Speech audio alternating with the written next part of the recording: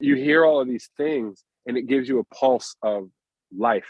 And I'm looking for that pulse of life that everyone can relate to. And I never want to get too complicit and comfortable in my own reality where I write from a selfish place.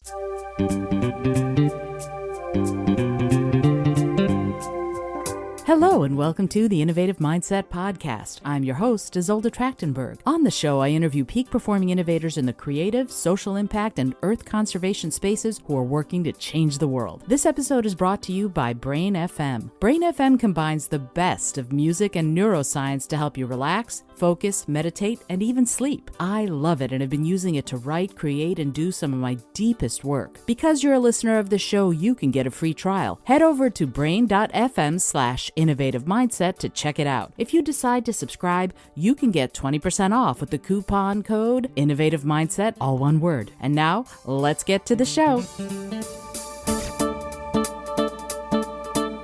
Hey there, and welcome to the Innovative Mindset Podcast. I'm your host, Isolde Trachtenberg, and I am super honored and super thrilled that you've taken the time to be here with me today. And I am super thrilled and super honored to have my guest. Check this out. Amir Muhammad Al Khalifa is better known by his stage name, Oddisee. Oddisee is an American artist, rapper, MC, and record producer from Washington, D.C. He's based in Brooklyn, New York. We met outside of a restaurant. I heard him talking about music and went, oh, I need to interview for my podcast. This is incredible. And so here we are. He has graciously agreed to be on the show to talk about music, to talk about innovation in music, to talk about his sources of inspiration and how he does what he does. Oddisee, thank you so much for being here. Welcome. Thank you. Thank you for having me. I appreciate it. It's so incredible to me first of all, how we met outside the Greedy Vegan. And we both spent a lot of time living in Maryland. We're both in Brooklyn now. It's incredible to me that you are doing the work that you're doing in a way that's so different than many other musicians out there. And I would love to just jump right in and ask you a little bit about, first of all, what is it that you do and how is it different from so many of the other people who are in your style of music? Sure. Well, at the root, I am a hip hop artist. I'm an MC producer. I make beats and rhyme. I think what has been a bit different about my journey is it's been about maintaining a level of being independent and wearing many hats in order to consolidate things and save money and make a living from my art without having to be famous. I think in a nutshell is I make a living from my music without fame. Wow, that's amazing. And I want to ask you this because I know you have hundreds of thousands of followers and people buy your records and all of that. Sure. Talk to me about what the difference is between where you are, what fame is or means, and what celebrity is or means to you. Wow. Well, I'm anonymous when I go outside. I don't get recognized. I don't get hounded going to a restaurant. I'm not a target. I'm just a regular citizen when I go outside. I have hundreds of thousands of followers, but I think those are hundreds and thousands of listeners. I think that I've managed to amass a fan base of people who are here for my music first, and for me as a personality second. So me as a person is very much not one of the main factors in why people listen to my music, which is very, very different from artists today, where probably the main contributing factor to their success is them as a brand. But it's about timing. It's about when my career started, the type of music I make. But I think that that's what makes the difference between celebrity. I definitely have little to no celebrity. I'm not recognized anywhere other than through my music. A lot of people listen to my music and don't know who I am personally. Right. And I thrive in that space. I've always appreciated that. It's allowed me to live a very happy life from my music, and ownership is really, really important. Not to get too much into numbers, but when you possess more ownership of the music that's being created, you in fact have to sell less to make the same amount or more as someone who is far more famous or has more celebrity but has less ownership in their music. And do you mean ownership as in copyright, intellectual property? What does that mean, ownership? You produce your own stuff, you create your own stuff, you record your own stuff. Is that what you mean, or is there a different meaning that I'm not inferring? No. You're right on the nail. It's about masters and publishing. Mm-hmm. We're speaking in music terms. It's the ownership of the actual idea of the song, the physical version of the song that you create. Mm-hmm. So for me, for instance, I make my own music and I write my own song. So I own 100% of my music and I Mm-hmm. release it as well. Mm-hmm. So when it comes to mastering and publishing, I'm in full ownership. So let's say someone with who's far more famous than me, they may have 6 to 7 writers who wrote the song that they're singing, and they may have 6 to 7 producers. So those writers and producers are going to eat up all of the publishing of that song. Mm-hmm. And then the record label that owns the masters, the rights to that music, they're going to eat up all of the masters. And the actual artist who's singing on it isn't making any money off the music. They're making money off of the celebrity, off of the sponsorships, off of the endorsements, off of the other things that other opportunities that the music can generate. Whereas as I can make a living from the actual music. It's I guess the equivalent would be independent publishing as an author. So when you write and create and edit and produce the cover and all of that and release the book on your own, this is sort of what you're doing with your music, and therefore you own 100% of it. But then it's funny, before we started recording this episode, we were talking a little bit about trends in marketing, but then doesn't the marketing come all to you? Is that something that you do also, or do you have enough fans now that that's not something that is necessary for you? Oh no, marketing is always important. I mean, when it comes to creating the music, that's what I do 100%. Now, once the music is created and I need visual content, I need marketing, I need tours booked, I have a publicist, I have a booking agent. Okay. You know, I have people who work with me. Okay. Once the music is done, but those people are paid a fee, and that fee doesn't come out of rights in the music. It comes out of just actual a payment, you know. So I have people on retainer to do services once the music is done, of course.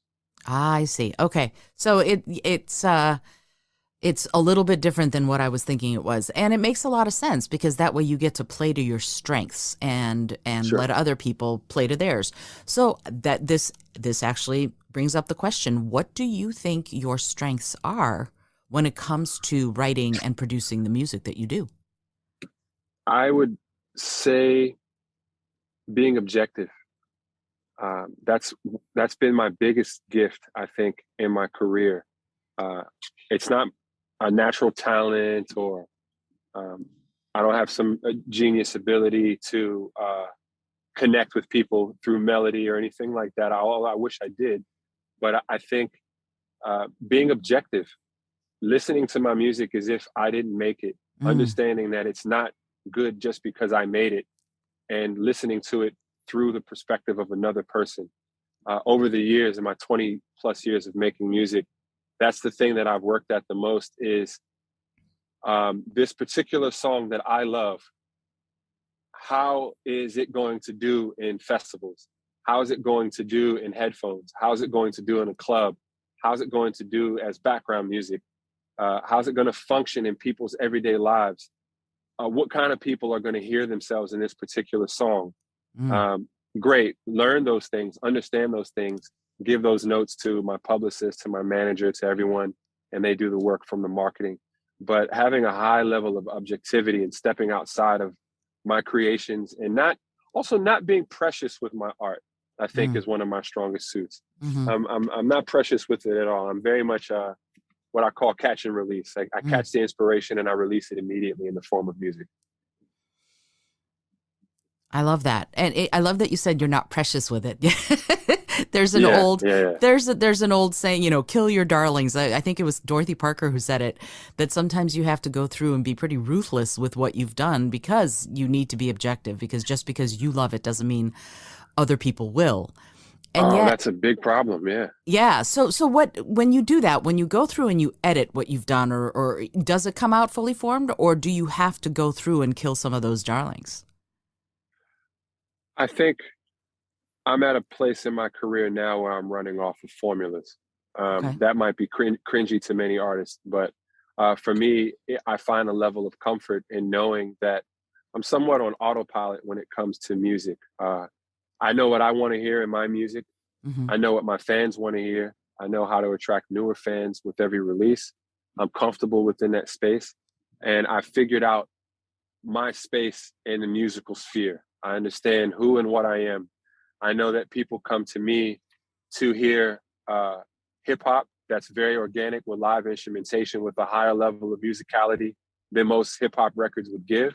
I Mm, know they come to me to hear social commentary. mm, I know they depend on me to hear a traveled perspective of a Black identity in America and outside of America. These are the things that make me different from my contemporaries. These are my strong suits. These are what would make you listen to me if my album released on the same day as 5 of your other favorite artists. Why would you listen to me and them as well? I know specifically what it is in my content and in my instrumentation that sets me apart. I'm comfortable in that place, and album upon album, I challenge myself by finding a new way to do the same thing. and it's so interesting to me because you continue in listening to your music. You continue to plumb depths that you find new levels. It looks like, and I love that travel. You mentioned in one of your interviews that travel is very important to who you are, and it's very important to the music that you create. And Yes. I'm a huge traveler myself, and I want to see as much of the world as possible before I die. So Yeah. what is it about travel that is so special? And you said something in just a minute ago, that you said through the eyes of a Black man.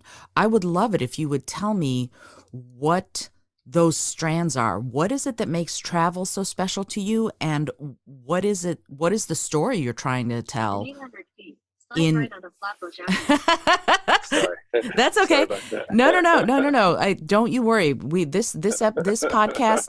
One of the things you have to understand about this show is that, and I should have told you this to you before we started, I don't edit. What happens is what Okay. happens, right? So, All right. because honestly, it's all about being really, really real here. This is who we are. We're having a conversation, and sometimes, Google Maps has to give you directions. That's I totally get it. So to reframe my question, what is it about travel that so inspires you? Because I know you said that's an inspiration. And what story are you telling traveling as a Black man in your music? Sure. Well, traveling from a young age, it helped to take a lot of chips off of my shoulder. Oftentimes, when you grow up in the States as a Black person, you'll have a lot of anger and a lot of resentment towards how you are just stereotypically treated in this country. Mm, Um, Travel, it really opened my eyes up to, for one, understanding that my issues in my country aren't exclusive to me in my country, mm, that it's actually a problem that's experienced all over the world. I found solace in understanding that it wasn't personal. It doesn't make it right, but it mm, allowed me to have a stronger, I guess, defense to deal with it when I understood that a lot of the things I experience in America are to the fault of human nature and mm, not to, let's say, white American nature. Because unless you travel, you'll think it very much is just a specific people versus um, just how people are in general. And traveling opened me up to realizing that, wow, if I'm in Europe and I go and I look in the back of the kitchen, there's still darker people working in the kitchen. They may not be Black, but many times, I remember the first time I noticed that Portuguese and Italians were the people filling the kitchens in Northern European countries. And I found that very, very interesting.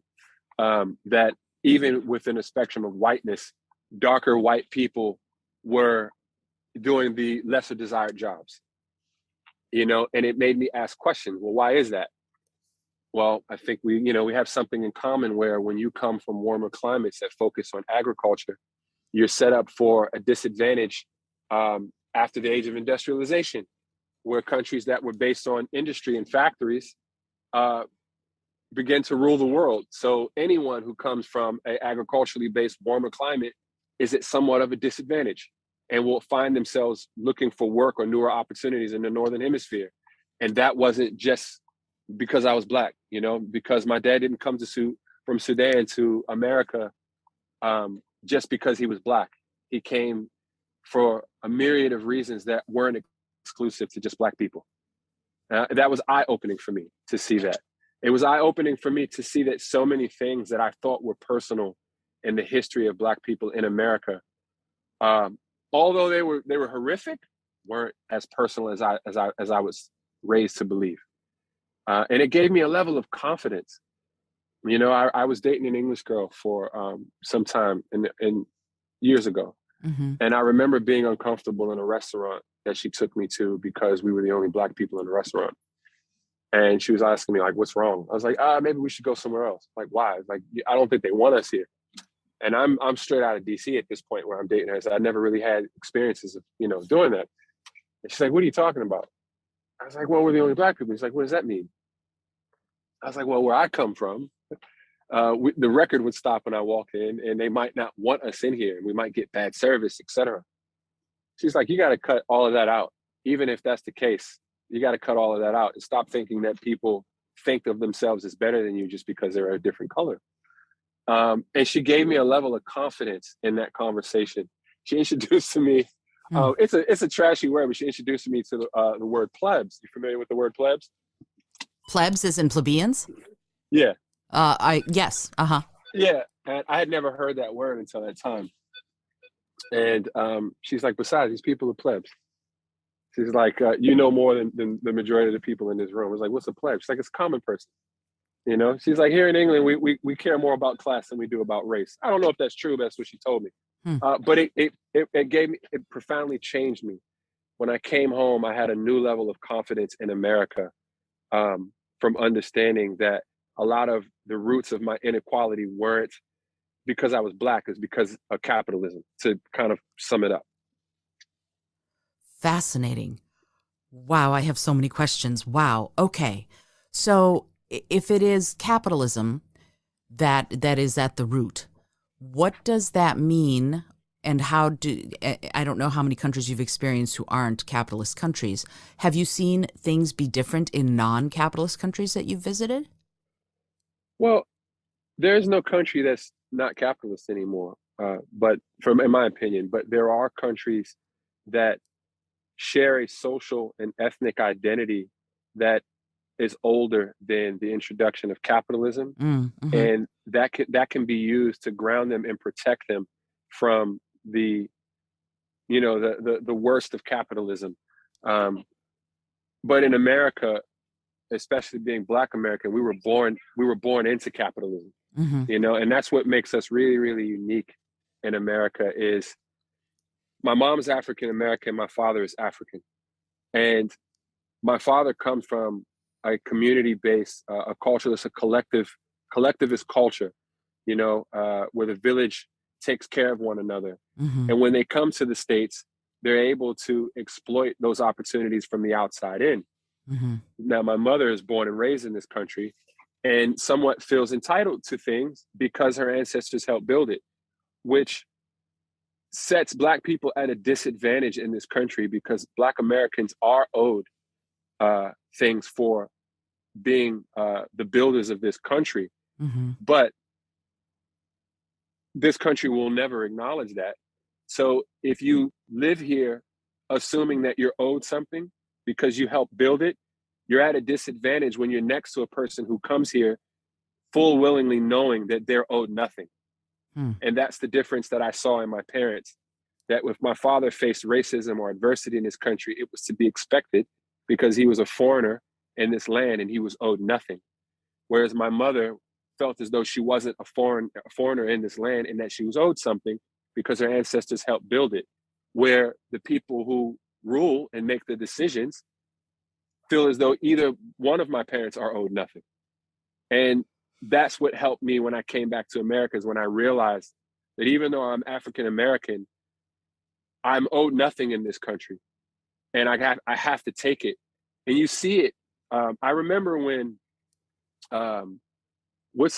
Pence, he was in a debate, and they were talking about something to do with Black Americans and Americans, and he had made the distinguishment of saying, I want Americans to understand that this thing is going to be this way, and for my Black Americans, please know this.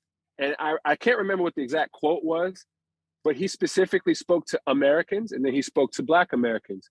But Black Americans are Americans. But even the vice president of the country made a distinguishment between the two, which means that we'll forever be seen as other.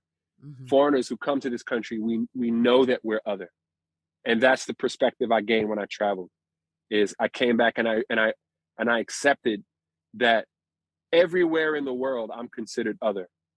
And to not get caught up on people trying to point a finger at me and let me know that I'm other, because I already know that I'm other, and I'm actually being empowered as a result of it.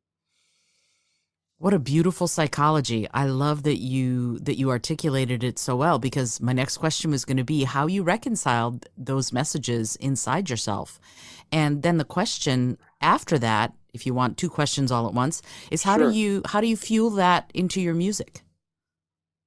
Well, I love to show the similarities of people around the world, regardless of race, ethnicity, religion. And that's another beautiful thing about traveling, is you travel long enough, you start to realize how much we're similar versus different. Mm-hmm. The differences start to just shed away, and you really focus on the similarities. I remember going back and forth to Sudan as a kid, and Sudan, being a developing country where there's really no middle class. It's growing now, but especially back in the 80s and the 90s, there was no real middle class. So you would see luxury cars, next to people on donkeys and carts, and it was a normal occurrence. That's something that as a child, I thought was specifically Sudanese, because I'd only seen that through the perspective of going to Sudan and coming from Sudan to America with a brief connection somewhere in Europe. Usually it was Holland or Frankfurt or something like that. Mm-hmm. So as I start to get older and I'm traveling, and I go to India, and I go to South America, and I go to Thailand, and I see luxury cars parked next to donkeys. You see massive buses, overcrowded, full of people hanging out of the windows. Mm-hmm. These are things that as a child, I thought were only Sudanese. Mm. And as I got older, I realized, no, these are things that people in developing countries share in common. I started noticing, developing countries have a lot in common. Former colonies of England have a lot in common.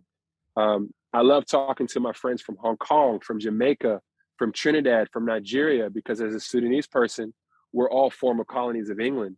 So there's a lot of things that we hold on to from post-colonial, as far as fashion, customs, drinking tea 3 times a day, etc. You start to think, I thought these things were Sudanese, and then I realized these things aren't Sudanese. These are remnants from anyone who was a former colony of England. Mm. That will find its way into my music. I'll know beyond a shadow of a doubt that if I talk about drinking tea 3 times a day, or wearing Clarks, or some trope from that we've carried on from English colonization, I know that record will be successful with my listeners from India, from Hong Kong to Jamaica to Trinidad to Nigeria, because they'll see themselves and hear themselves in it, and they'll hear something that they think was exclusive to them. Mm-hmm. And then they'll hear it in my music and say, hey, I really like that verse, and I like that song where you mentioned that thing. We did that in Nigeria. And I leave it there. I never say, you only do that because you're a colony of England. I never burst the bubble. I leave it where it is, and I say, we do that in my place too, and you leave it there. It maintains its magic. Right. But that's the gift that you get from travel, Absolutely. And it's interesting. You and I haven't talked about my life at all. I'm an immigrant. I was born in the former Soviet Union, and my memories were standing in bread line and toilet paper lines with my mother. Yeah. That would be the thing. So when we arrived to different countries along our immigration route, seeing toilet paper readily available in a store was incredible. In my mind, there's no way there should be this much toilet paper. And so it is an interesting thing that our perspective is shaped so much by what we know, and then, wow, can it expand? And yet what you said about not bursting the bubble is so interesting to me, because there was this saying at one point in the 18th century or something, that in England, in the UK, where the sun never sets on the British Empire, right? So they had gone out and colonized so many different parts of the world. And yet there are these threads that different people hold on to. And so do you think that that's part of the human experience now? Or do you think that anybody who goes traveling and sees this will get the same kind or a similar kind of awakening that you did when you started traveling? I wish I could say the latter, but as a touring musician, I've traveled with many of people who hadn't traveled prior and had lived in a very, very small world in their hometown. And travel had little to no effect on opening their eyes. I have definitely seen that before. So I think it's a person to person thing. Sometimes I witness people travel and it fuel their superiority complex to their place of origin. I've seen people travel where it has completely made them despise their own culture, and be ashamed of their own culture. Many of Americans who travel abroad carry this sense of shame for being American when they see how other countries act, versus finding an appreciation for other cultures, but still appreciating your own. So I think we've all seen those things in people who've traveled. We've definitely seen that person who shits on America when they're abroad, who's American, we've definitely, those people exist. I wish it was something that was eye-opening for everyone, but truth is it's not, Yeah, I there have been times when, not to get too political, but there have been times when I've traveled when the first thing I say when I walk into a place like a pub, I'll be like, I didn't vote for him. I didn't vote for him. Like, I am American. I did not vote for him. Whoever the him happens to be. In this case, it was George W. Bush. But it's that to me. Yeah, I feel like there is as an adopted American, I feel like I can't necessarily be proud. I'm proud of the office of the president. I'm not always proud of the person who is the president. That's something that travel gives you, is separating the people from the politics. Right. I remember visiting some cousins in Dubai, and they were super scared of America. They was like, is it true that everyone has to lock their doors and that women get raped and that there's robberies and people rob you all the time? I said, where are you getting this from? He's like, this is what our news tells us. I'm scared to go there. I never want to go to America. I said, it's funny. Our news says the same things about you guys. And I remember he had at the time it was my cousin Muhammad. He had a Britney Spears screensaver on his desktop of his computer. And I said, you hate America, but you have Britney Spears on your desktop. He's like, I don't like the politics of America. Your music's great. I said, interesting. And imagine if we judged everyone by the decisions of their political leaders around the world. Oh, yikes. Imagine if people judge the average American based on Trump the way we judge the average Israeli based on what's happening in Israel and Palestine. Right. Because we don't separate the people from politics in many parts of the world, especially in the Western world. We don't separate the people from the politics in Muslim majority countries. We don't separate the people from the politics in Russia. And I've been to Russia many, many times, and the people are very, very different than the political leaders. Sure. Not everywhere, for sure. I found more hardcore Russians in New York than I have in Moscow or St. Petersburg. I believe that. Sadly, I found more hardcore Croatians here than in Croatia. In Croatia, they're too busy going to the beach, right?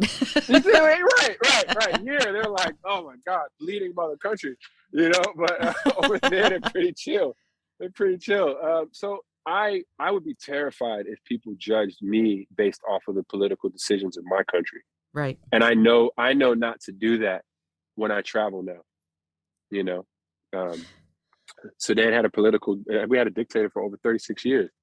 I would hope that people wouldn't judge Sudanese people based off of Omar Bashir, but alas, they have, because it was painted in the media that the people from my region of the country were the ones afflicting all of the problems in Darfur and the genocide. So there's a stigma that I'm complicit, you know? Yeah, it's so interesting. Again, we come back to this notion of marketing, Yeah, because it's about what they choose to focus on in the news, yeah, and that's a form of marketing for sure. So yeah, I'm increasingly fascinated with looking critically at marketing and how the media treats whatever news they are reporting, and yeah. this is a perfect example of that. But I don't want to get too far away from the music, and I want to, if you don't Sure. mind, I want to talk to you a little bit about your, and you've said your inspiration is being out on the streets. It's being wherever you are. That's where you compose, is being out among people and out on the streets and Mm, all of that.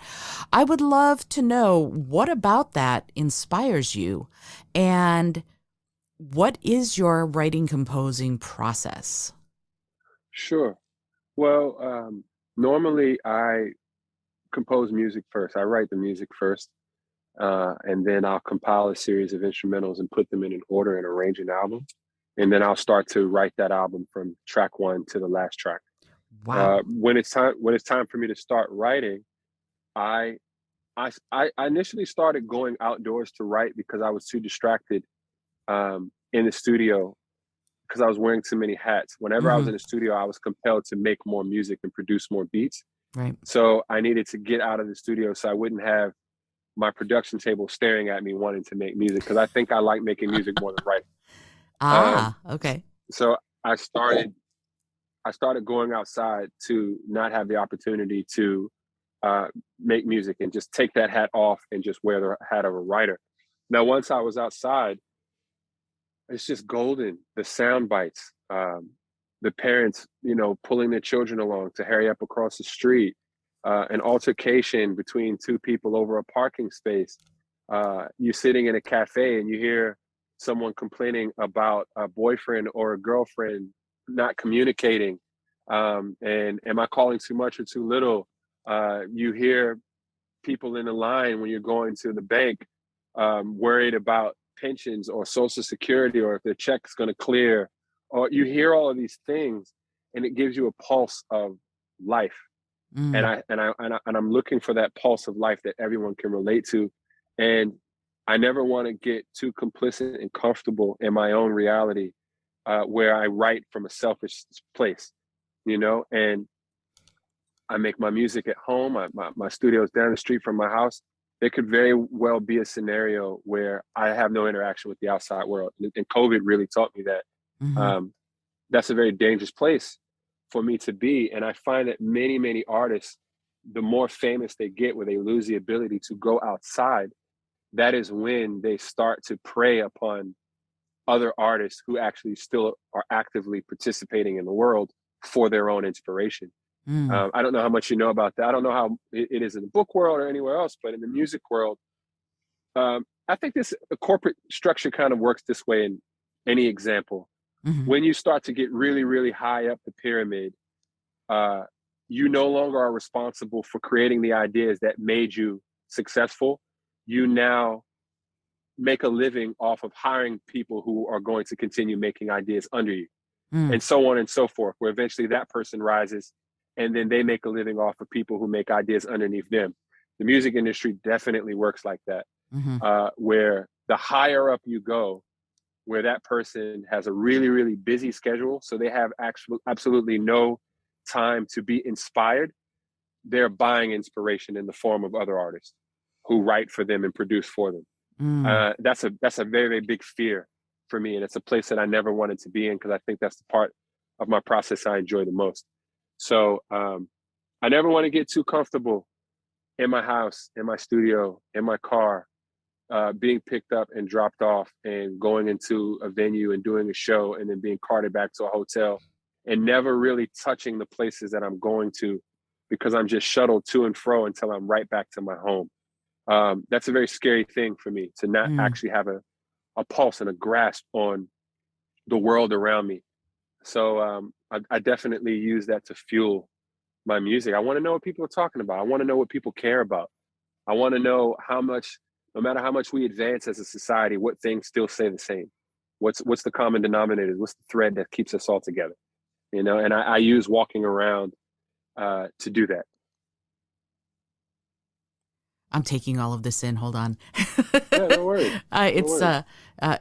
Yeah, I keep wanting to go, yes, I agree. Yes, absolutely. And I don't want to interrupt what you're saying to say that, but so much of what you just said is so, it's profound on this really, I'm a musician also. I sing and I play, I play violin and guitar, not obviously anywhere near your level and all of that. I play the college circuit, right? So interestingly though, that notion of what do people want to hear is it's different for really famous people, I think, in part because like seeing I remember Elvis Costello got very angry because all people wanted to hear was Allison. And he's like, I've got all this new stuff and nobody wants to hear my new stuff because they knew what they knew. And he felt very cornered and trapped in doing his old stuff. And he's like, it's what makes me my money, but not something that I'm really passionate about. So it sounds to me like for you, you get to keep exploring in part because, like you started off this conversation, you own what you've created. Yeah. And it's always hitting the ground and understanding what people want, music is a very strange, not strange, but it's fascinating that when people like songs, oftentimes there's some sort of a connection to a memory with that song. When they heard the song, who they heard the song with, the mood that they were in, if that person was going through a similar experience to the subject matter of the song, right? So these are all reasons why people will have a connection to your music. It's usually something personal that makes a person connect with your music. You can't change it. You can't take that away. So as the creator of the music, me personally, I don't really have a personal connection to my music. Like I said, I'm very catch and release with it. But when I release this music, it goes out into the world for people to have personal connections to. So I may write a song about, let's say, hypothetically, how beautiful a sunny day is. And for me, the song is literally about how important the sun is to the earth. Now, to the person hearing that song, they may have a metaphorical relationship with the song, maybe being a warm embrace. And the last time they hugged a loved one before that loved one passed away. And they'll meet me at a show and they'll say, I really, really love this song because it reminds me of my grandmother. I always said that when she hugged me, it felt like the sun, the warmth of the sun and in her arms. I didn't write the song for that, but that's what the song means. Now, if I ever want to alter how I write songs, that person who that's their favorite song for me, I'm never going to make a song that hits them the same, because how many times are they going to lose? They're never going to lose their grandmother again. Right. And that's the problem with creating songs is we're trying to capture fans who love us not because of the music, but because of how the music makes them feel about themselves. And you can never compete with that. The only thing that you can do is constantly try to make new music that connect with new memories and allow those people who have memories to your old music to just like those old songs,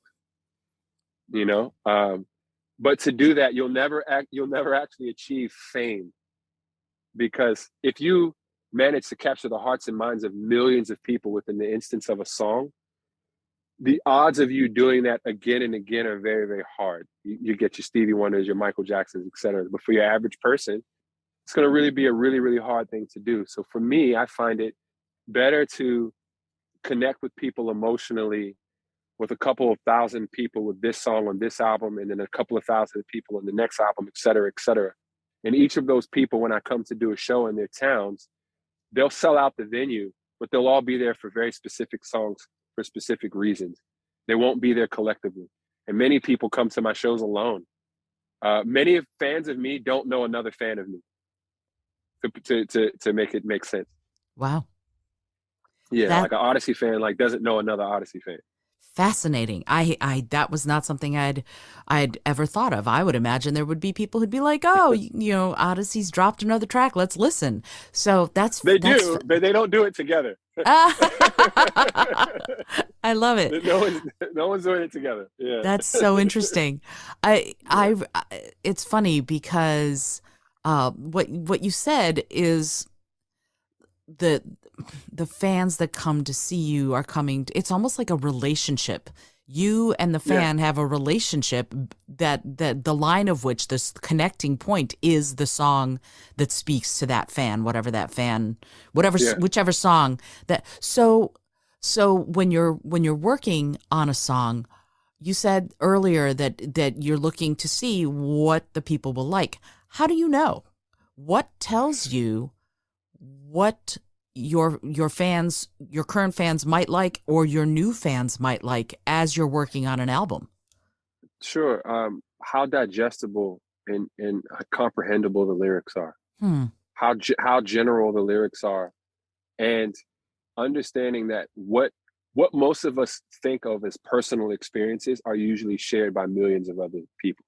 And knowing that these personal experiences are shared by a good portion of the world. My parents were divorced when I was 3. I'm not the only person who was raised by divorced parents. So if I talk about co-parenting isn't a term that existed really when my parents were divorced. It wasn't a buzzword. It's a word that's in this general lexicon now. So I know I can use the word co-parenting and it'll be relevant to people who listen to music today, but that people who grew up in households of divorced parents, they'll be able to relate to the music.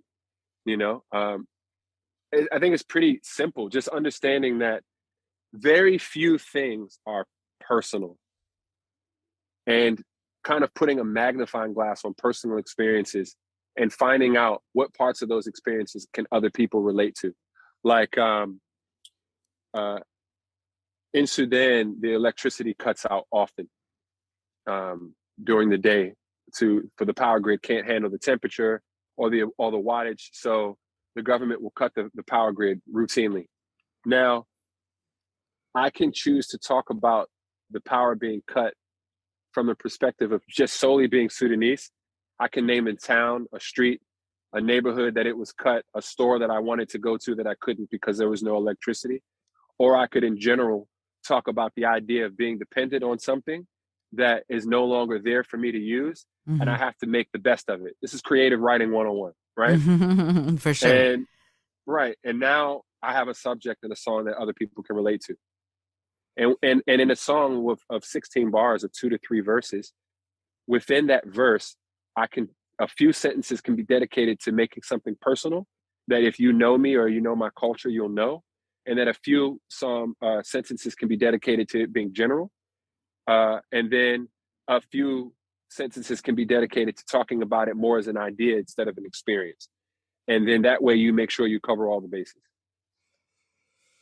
And then each person listening will take what stands out to them away with them. Exactly. Yeah. And you never bust a bubble. You leave it. I love that. Yeah. It's a sense of mystery. So I want to talk, if it's okay with you, since you brought up Creative Writing 101, I want to talk for a minute about some lyrics that you have in the piece Own Appeal.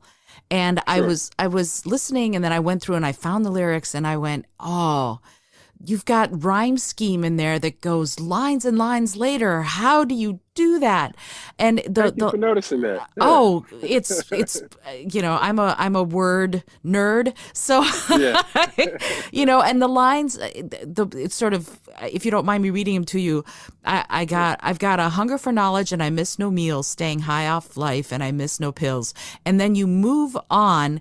And a few lines later, you say, I'm addicted to the thrill of walking along the edge. I'm ready to spin the wheel. I'm good with my decisions, the setbacks and the gains. It's all part of the game. So you bring Yeah. thrill back in after pills, Yeah. after meals.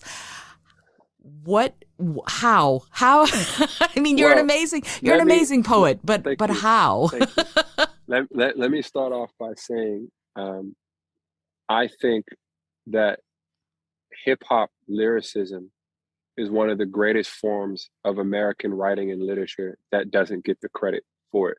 The things that hip hop writers do with play on words, double entendres, Mm, metaphors, similes, it's Olympic levels. it is. And it's a part of the tradition to advance that and be as technical as possible and to push the envelope of what is a rhyme? Does it still rhyme anymore? How much can you play with the rhythm, and how far can you get away from the rhyme and bring it back where the person still connects?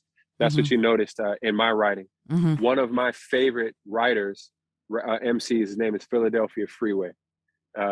He was on Rockefeller Records, as Jay-Z's label, and he's from Philadelphia.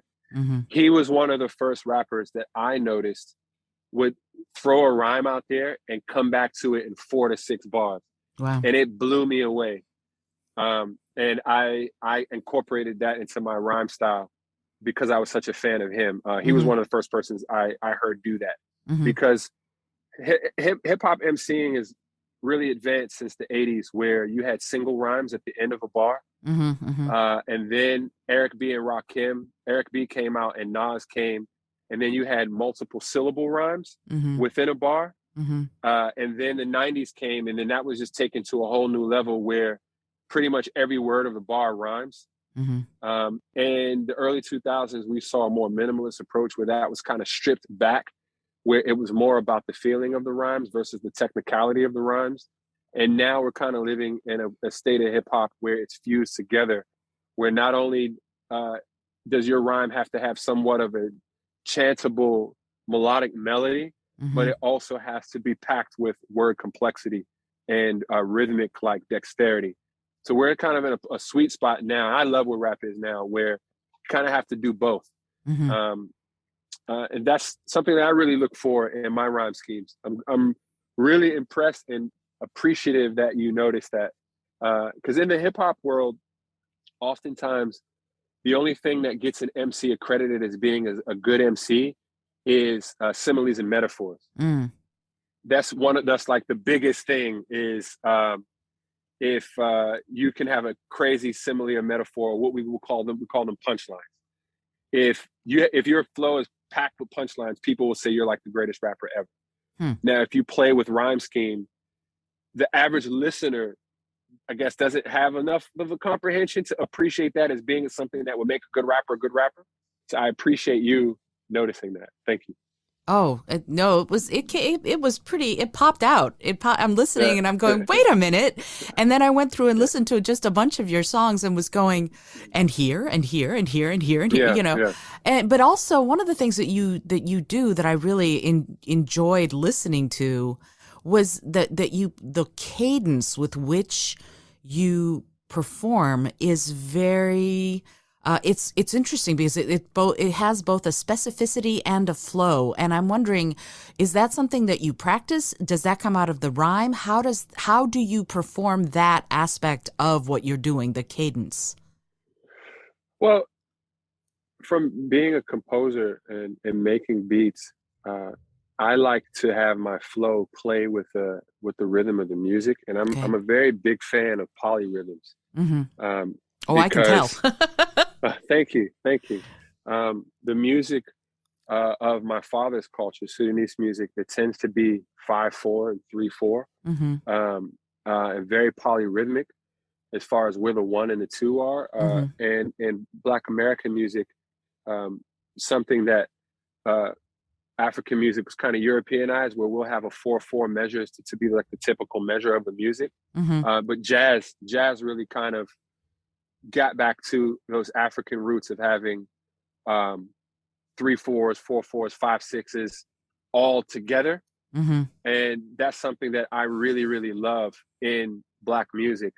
And I like my flow to play around with that. So I might actually be rhyming to the hi-hat in my music on one song, or I might actually be rhyming to the bass.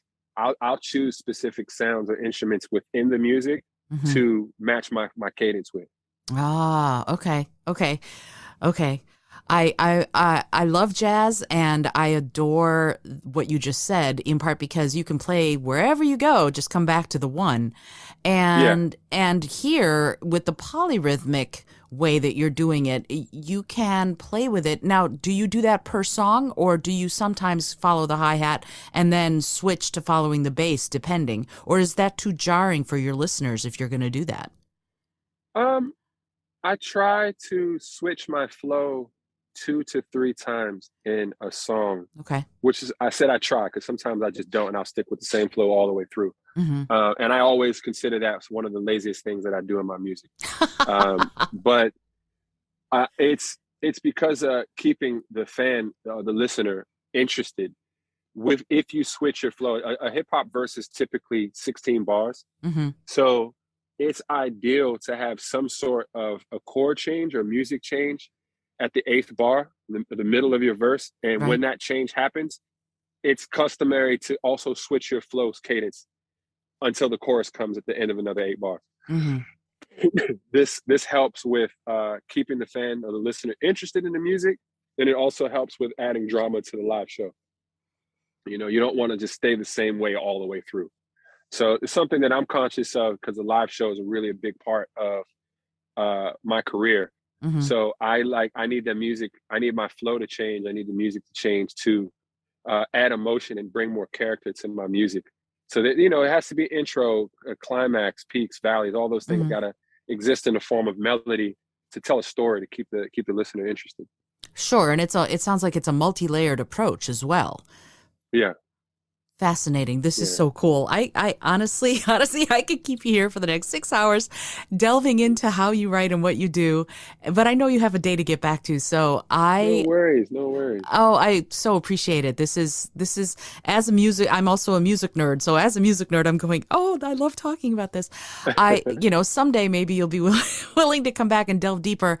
I love what you said about the live show, and again, talking back to that relationship that you have with your listeners through the songs when you release a song before they see you live. Maybe what is different in the live experience for your fans and you versus you compose and produce a song and you put it out there for people to listen to? What's the difference for you, and what's the difference, do you think, in your listeners' minds and hearts?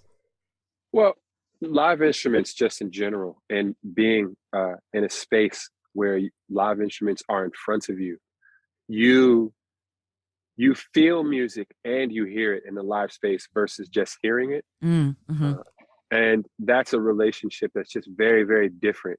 When you feel a kick drum in your chest, when you're standing in the crowd, when you feel the bass move the floor, even a light show, when the lights flare up and they go dark, the relationship that you have with the song is just a bit more intense and more heartfelt when it's live. You also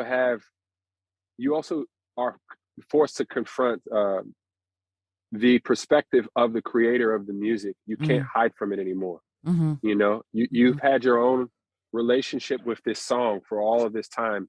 Let's say the song came out a few months ago and the person announced that they're going on tour, and you say, I'm going to buy a ticket. And now that person finally performs that song.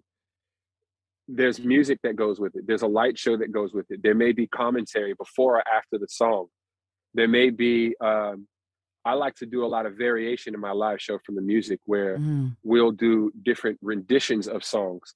So you're forced to not hear this song. You're hearing these lyrics that you connected with, but now you're hearing it to completely different music,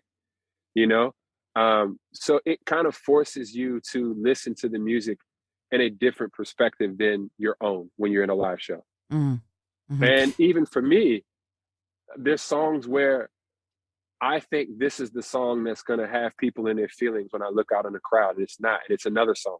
Right. I love watching the crowd when I'm on stage, and I love the lull moments where I'm losing the crowd, and I'm in the middle of a song, and X amount of the crowd decided to go get a drink, and I can see that I'm losing them, and then I switch the set quickly and I turn up something upbeat, and a bunch of people rush to the floor to start dancing, but then my hardcore fans who are there for my lyrics and are not there to be entertained, they go to the back and they take a bathroom break, and I'm watching all of these things happen while I'm performing the song, and it's helping me figure out how to fine tune that set so that that doesn't happen. The best thing I found: keep the song short, increase the speed of every song by at least 4 BPMs, and what's the other thing? It's I actually put the talking bits. I pre-plan the talking bits in my set. This parts of my set where I'm supposed to be candid and sharing a moment with the crowd are pre-scripted. Really? Yeah. Fascinating. And do you change those if you see, for example, like, oh, some of these folks have gone to the bathroom or going to the back and getting drinks? Will you change your patter, or will you stick to the script? No. I'll change it, but I'll change it on the next tour, because I don't want to kill my band. But I'll just notice some things, and then the next time we go out, when we start doing band practice, I'll say, hey, these are the things that I noticed. And they change. They change in continents. They change on cities. Things that don't work in America work in the EU, vice versa. When I'm in Europe, where English is a second language for most people, even though they have a high level of comprehension, they tend to focus on the physicality of my performance and the musicality of it versus the words. Or when I'm in the States, people focus on the words, so I have to tune the shows to make sure that everyone leaves enjoying the show. The best thing to do is to spread the songs that everybody knows throughout the set, so that whenever I get to a point where I'm indulging in new music, it's not long enough where I start to lose them. It's not that they don't like the new music. It's that they don't have a personal relationship with it yet. Right. They haven't built a memory to it yet. So there's only but so much they're going to care about it, even if it's great, unless they're just audiophiles and they're just music heads and they're geeking out over my band or something like that. Right. If they don't have a personal connection with the song, I'm going to lose them after a certain amount of time. Keep the newer songs shorter than the older songs. Spread the older songs throughout the set. And it doesn't have to be a hit song. It doesn't have to be a crowd favorite. It just has to be old enough that X amount of the crowd has built memories to it. That's it. I love that. I love that you have taken such a psychological approach. And it's so interesting to me how in many ways, you stick to that psychology, that relationship, but you innovate in that you're willing to be flexible and change what you feel needs changing, which knowing a lot of musicians, not a lot of musicians are willing to do that. So, no, not at all. So musicians are very self-indulgent. Like, you want to talk about a place to hide a bunch of narcissists and sociopaths is musicians. Like, you want to hide in general population where nobody suspects that that's what you are, because you're giving people music. Just be a musician. No one will ever question it. Oh no. I'm a musician. What does that say about me? That's hilarious. I love it. Yeah. Oh wow.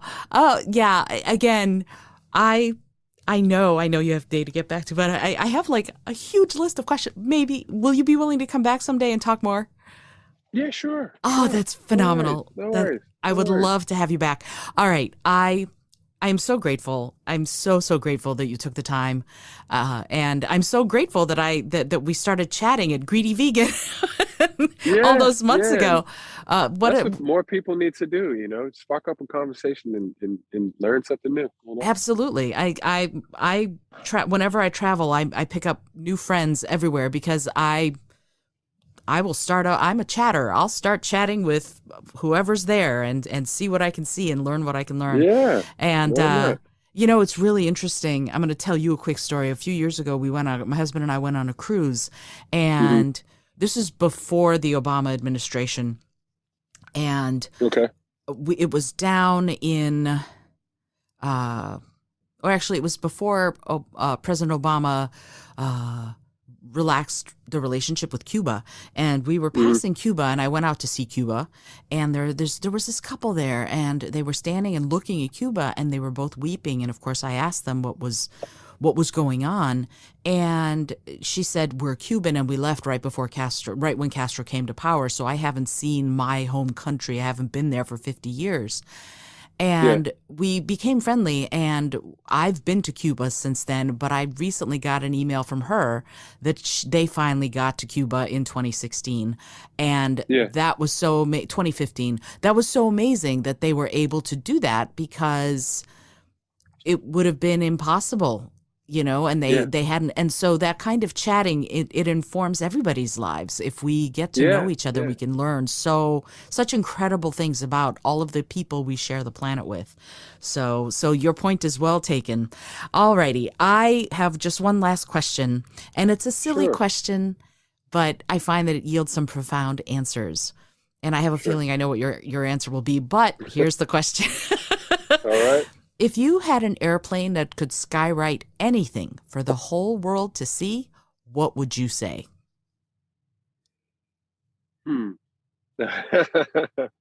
I would say nothing is important unless you say it is. Oh, that's beautiful. That's beautiful. It's not what I thought you'd say, but it's beautiful. it's something that I've been dealing with recently in my life, is understanding, having a new relationship with what I think matters, and understanding that these things only matter because I say they matter, and that they don't matter as much to other people, nor should they. And taking off a lot of understanding that a lot of the pressure that people put on themselves is self-designated, and that it's not really important unless you say it is. And that's something that I've accepted in my life recently, and it's a gospel that I would love to spread to everyone else. I love it. That's not important unless you say it's important. Yeah. And the corollary being that it doesn't necessarily mean it's going to be important to anybody else. Doesn't mean it is important. Yeah, it doesn't mean it is. Oh, I love that. I love that. Oddisee, thank you so much again for being here. Thank you. What did you think I was going to say, by the way? Oh, I thought you were going to say see the world. That's not important unless you say it's important. See, there you go. And full circle. I love it. I love it. Oh, wow. That's great. Well, again, thank you so much. I'm thrilled and honored, and I can't wait to have this episode out. This is Isolde Trachtenberg for the Innovative Mindset Podcast. Super grateful that you joined us today to talk about music, innovation, traveling, and what is important, if you say it is. Until next time, I remind you to always be bold, be creative, and most of all, be kind.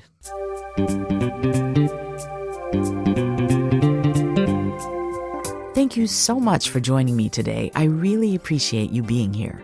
Please subscribe to the podcast if you're new, and it would mean the world to me if you told a friend about it.